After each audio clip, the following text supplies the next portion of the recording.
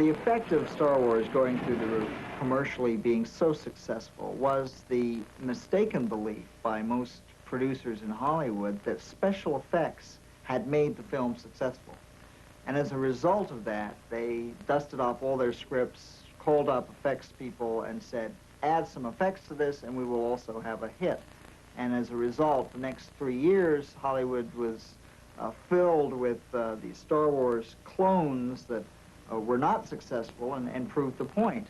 It wasn't until Empire Strikes Back came along 3 years later that George Lucas had to go back in and prove that a story was most important, and that the first one wasn't just a fluke, that he could still make an effects film that would be successful and have some elegance to it that perhaps some of the others in the meantime did not have. For this film, Lucas had moved the shop north to San Francisco, where once again, some very old techniques were put to new use. The walkers were various sizes. We had one walker that was 2 inches tall. Then we had the ones that John Berg and Phil Tippett made for all the stop motion work were about 15 inches tall or so. And for the shots when it fell over, we had a 4-foot tall version. That was shot at high speed. The foot-sized one was shot as a stop-motion approach, where you move a frame, shoot a frame, move it a little bit, shoot another frame, etc. Then the little miniatures that were on the animation stand had to match the horizon, which were out the front window of the speeders as they were approaching the battle. The fact was that by the time we had done Empire, we had gotten so good at motion control programming that we were able to get a lot more verve into that sequence. Instead of programming by numerical curves and making very perfect moves and so on, which are basically uninteresting. When a cameraman is out shooting some sort of action situation, he's likely to bounce around and to actually not make a perfect move, and it looks more human when it's photographed that way. So when we program things, we try to leave a little bit of that inconsistency in there, because even though it's going to be repeated by computer and stored in the memory, and it will be repeated exactly with the little inconsistencies that the programmer put in there, it actually makes for a more interesting whole. Star Wars was fairly conservative in terms of the moves that were made. By the time we got to Empire, we were freer to try ideas and relatively outrageous compositional problems. And also optically, we were much better off in that we had a lot more experience and could put more elements into a shot. We could not have done Empire with the same equipment that we did Star Wars with. In a McLuhan sense, the medium is the message. If you don't have the equipment, if you don't have the medium with which to work, you're not going to get the message across. But you understand that you have to have the means to produce before you can do anything. It's like Michelangelo could not have painted the Sistine Chapel without certain pigments that had to be shipped in from Turkey. You know, and it required a navy. So the technology of painting in his time is about the same level proportionally to the society as the technology that we have available for us now. Well, film has a capability, due to its grain structure, of resolving only so much. And no matter how large you blow up the film, there's a certain limitation upon which it cannot define or resolve any more than it might be there. In life, when we look at things, we're just seeing these basic different areas of tone, of light and color, shadow. And that is really what makes up the image. And that, hopefully, is what you can get into the painting, and the two, therefore, come together.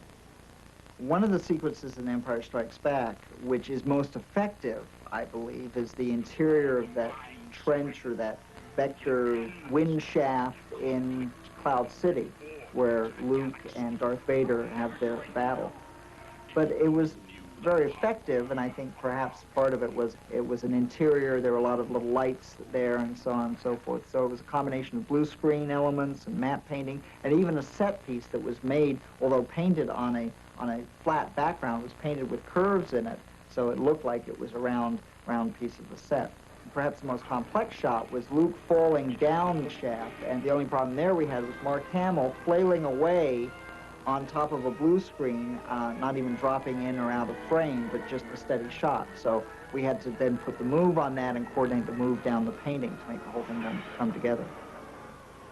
If you have a 90% success ratio in a film, and you do a film like Empire Strikes Back, which has 75 or 80 matte paintings in it, and you've only failed on 10% of them, that means 8 of them are no good. 8 of them, everybody's going to recognize, and when you tell your aunt in Pennsylvania, I worked on Empire, she says, oh yeah, I remember those 8 paintings that you did, they were nice, and says something very kind like that. She didn't recognize the other 70 that looked good, hopefully, and that becomes very difficult when you have that many shots. 10% failure is pretty good, but then you've got a lot to be responsible for if those 8 stink. The Star Wars trilogy concluded, at least temporarily, with the 1983 release of Return of the Jedi. By this time, even reliable old stop motion was now being called Go Motion, with realistic motion blurring added through computer control. Yet Edlund and his team weren't above throwing in some old-fashioned hand and rod puppetry, just for fun. Incidentally, this particular hand and rod puppet, the big one here, was only 18 inches tall. He was filmed in his own miniature cave set and required the services of 3 operators positioned below. And with this level of achievement in blue screen matting and time and motion trickery, filmmakers began to wonder where else there was to go. One of the greatest challenges facing the fantasy filmmaker lies in keeping the audience grounded in some sense of reality. A frequent solution can be to create fantastic imagery out of the most familiar sources available. And when you're looking for that kind of inspiration in Southern California, sometimes the landscape alone is enough.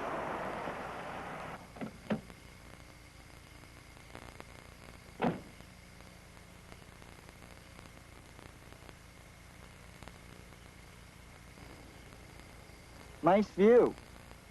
For nearly its entire history, the North American movie industry has been located right here in Los Angeles, which has had some pretty interesting side effects for visual effects designers. Like this vantage point, high in the Hollywood Hills. It seems that it's been the inspiration for more than one establishing shot. Establishing shots like this one. Although he didn't land anywhere near L.A., this was the vista that beckoned to E.T. during his first frightening minutes on Earth. Around the same time, Douglas Trumbull and his team at Entertainment Effects Group were extending the view 37 years into the future, helping to set the tone for Ridley Scott's futuristic nightmare, Blade Runner.